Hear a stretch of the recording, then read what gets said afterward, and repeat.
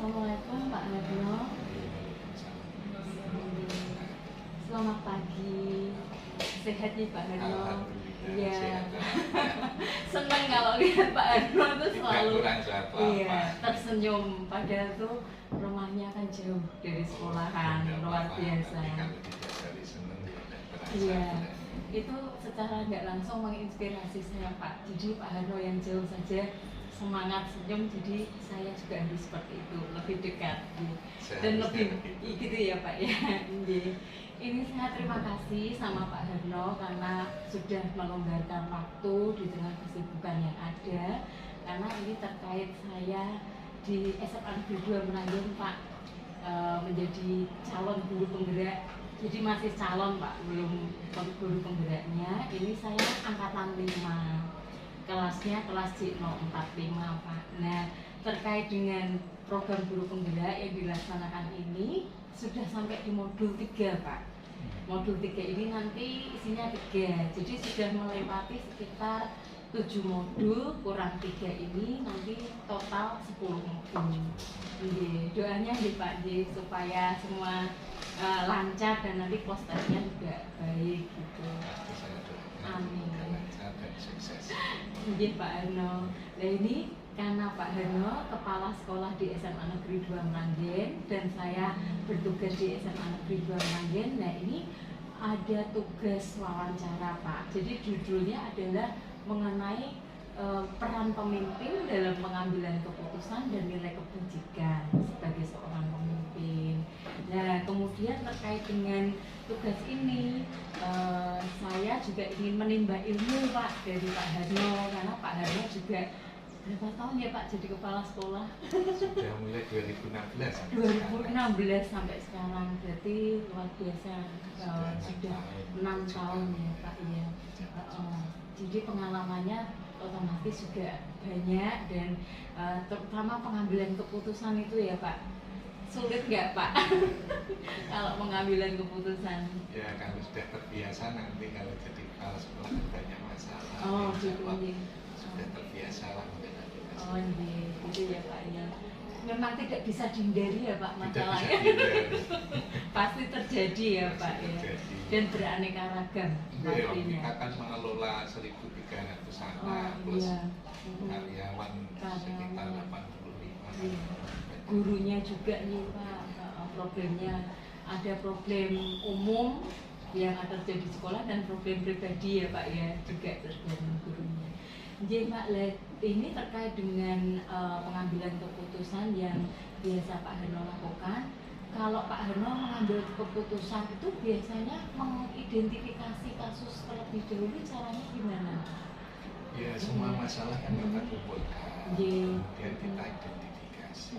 Setelah kita identifikasi, kemudian apa yang kalau itu pertanyaannya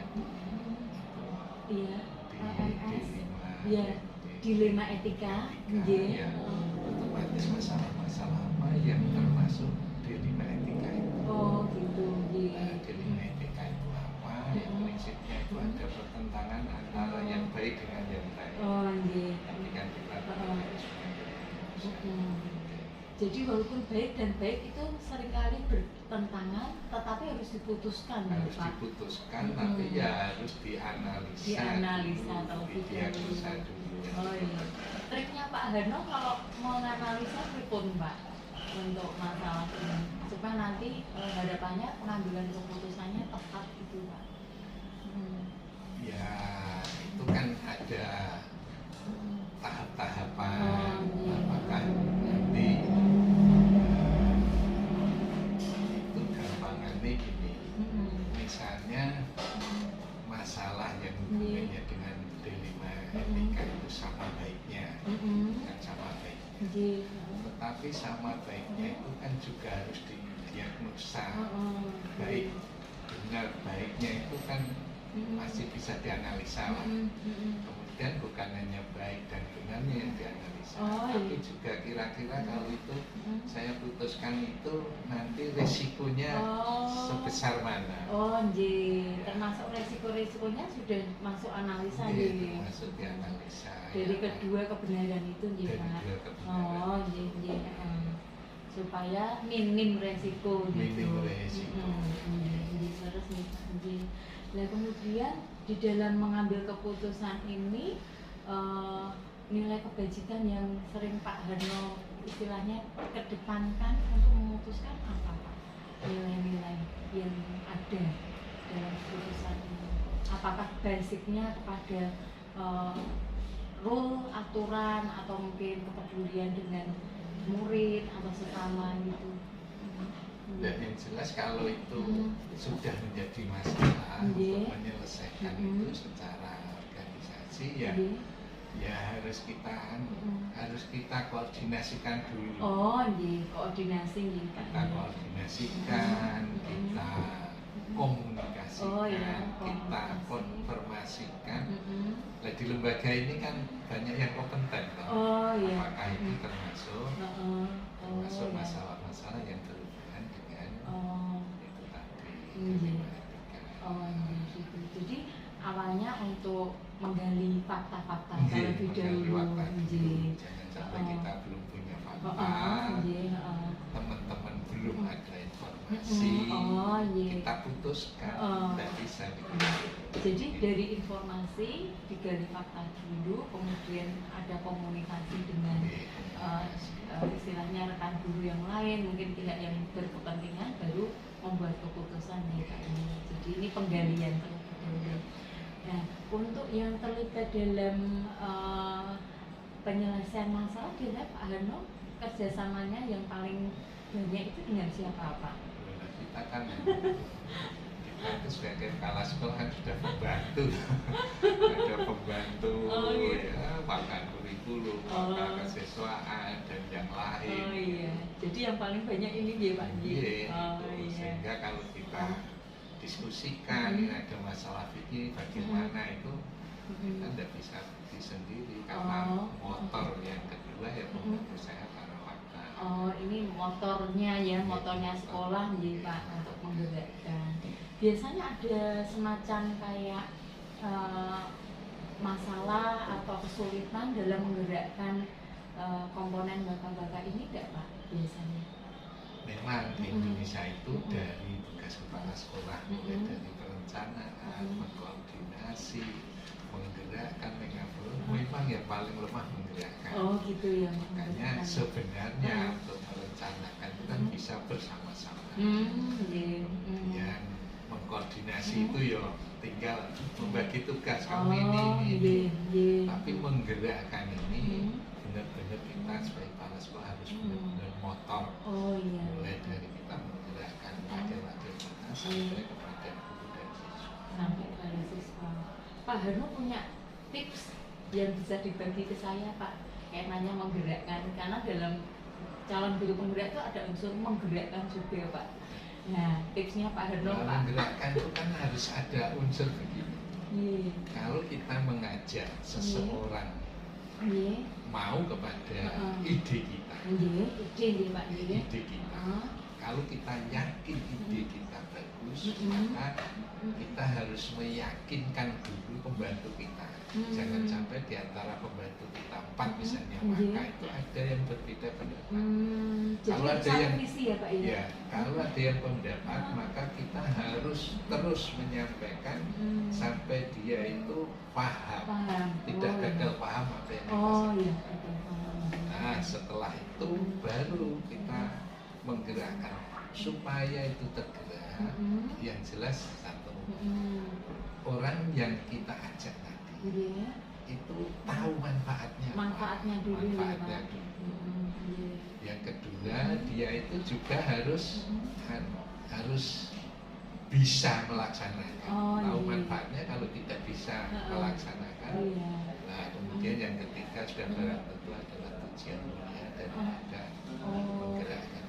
Tujuan mulia ini motivasi terbesar ya. Jadi bergeraknya bisa bagus gitu dan efektif. Kalau kita jadi bisa ngelakoni dia, kemudian juga bermanfaat bagi dia. Tetapi kalau tidak punya tujuan yang mulia depannya, itu biasanya ya tidak bisa berkesinambungan.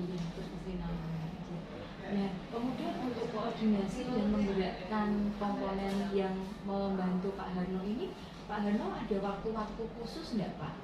Misalnya untuk koordinasi atau misalnya ada masalah langsung berkoordinasi atau bagaimana tentang ya, waktunya Pak? Nah, sifatnya kan ada yang dijadwalkan dan ada yang memang langsung.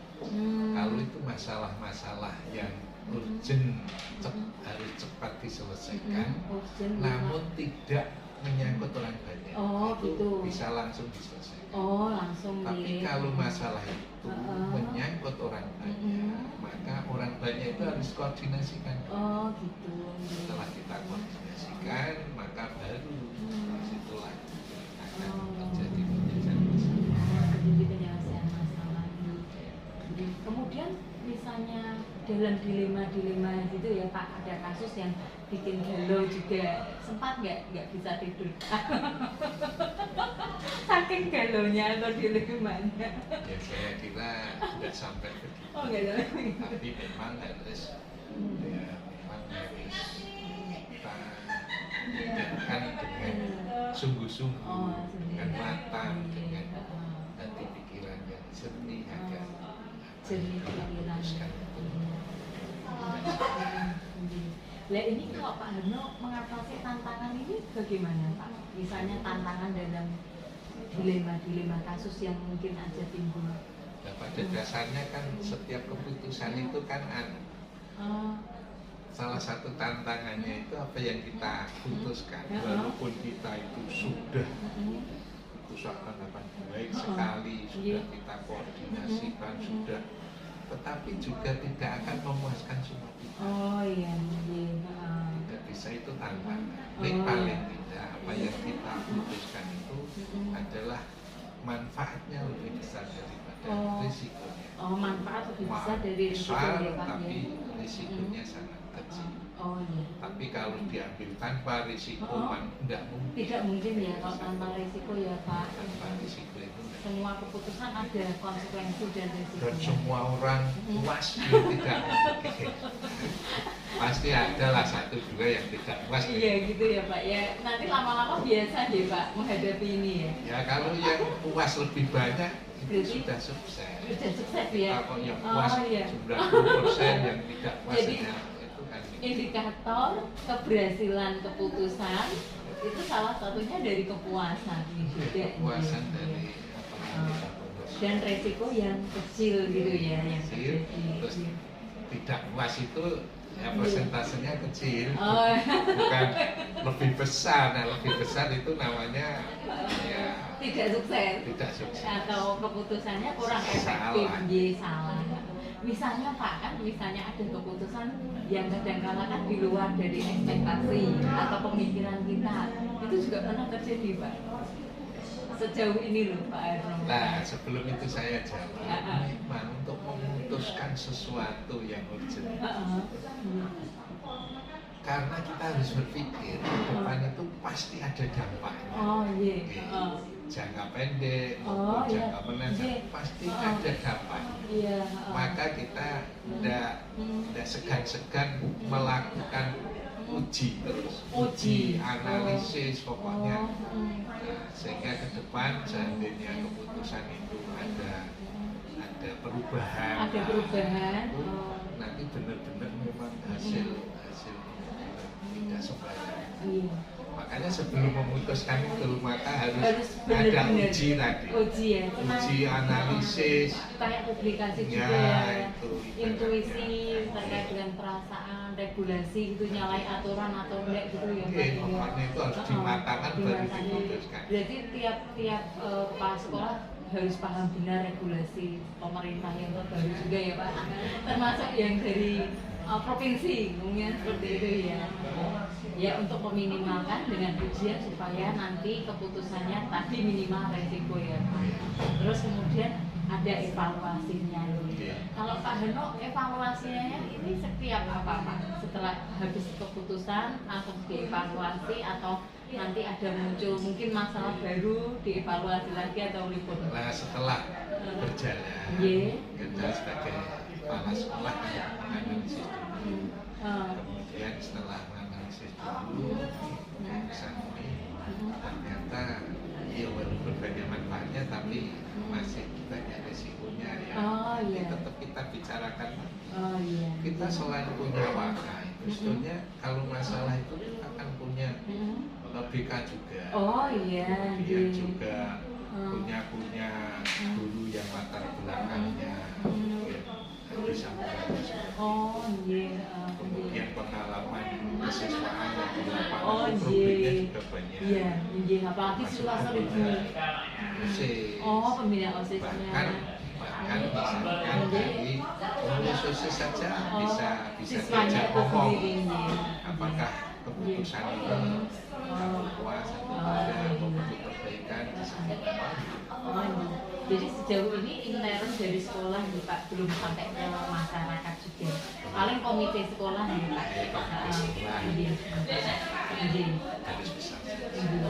Ini Pak Harno, ini saya rasa cukup Pak. Saya berterima kasih sekali atas waktu yang diberikan Pak Harno, juga pengalaman-pengalamannya dalam memberikan keputusan-keputusan penting untuk sekolah.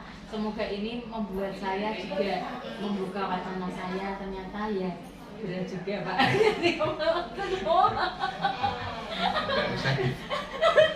Jadi takut juga loh Pak. Nggak usah dibayangkan, pokoknya dijalani aja. Iya gitu ya Pak ya. Jadi ya prinsipnya kalau ada yang mendolimi kita tidak usah membalas dengan dolim, tapi kita balas dengan kebaikan. Nanti dimudahkan ya Pak ya. Jadi kalau dalam hal di luar struktur. Saya menyangkut pribadi. Harus kita balasnya ya. Sebab itu juga kadang menimbulkan kegalauan ya Pak, dilema. Ada masalah pribadi tapi bentukannya dengan instansi itu juga termasuk. Setelah kita baik ya kita tidak boleh lepas komunikasi. Saya pernah pengalaman. Saya pernah mengganti kepala sekolah karena kepala sekolah saya itu sakit. Sehingga saya jadi PLH. Bekerja tanpa bayar, tidak apa-apa. Tanda tangan masih yang sakit. Tapi ya ada seorang yang kepercayaannya berubah menjadi saya karena saya kok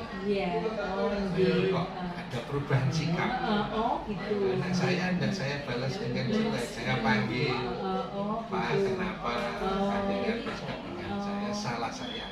Jadi ada komunikasi. Biar menghilangkan prasangka. Sehingga dia menjelaskan begitu. Kalau sudah bisa menjelaskan, ya kita tahu masalahnya. Sehingga kita bisa. Jadi Pak Harno siap. Ini Pak Harno ini saya mungkin istilahnya kayak ngasuh karung, terus Pak Harno ini kebapaan sekali. Saya terima kasih karena dalam beberapa proses pembimbingan saya katakanlah melakukan CGP, mungkin melakukan tugas lain seperti mungkin kayak koordinator PAK, Pak Harno banyak memberikan kesempatan dan motivasi supaya bisa menyelesaikan dengan baik, dan Pak Harno juga memberikan bimbingan apa yang harus saya lakukan. Ini luar biasa. Sebaliknya saya sebagai kepala sekolah, sebagai orang tua yang bangga kalau guru-guru saya ada yang menjadi guru negara, ada yang praktek pelajaran, sehingga nantinya misalnya harus ada penerus. Terus saya jadi kepala sekolah yang jelas lebih profesional, lebih teruji depannya. Seiring waktu nanti kedewasaan.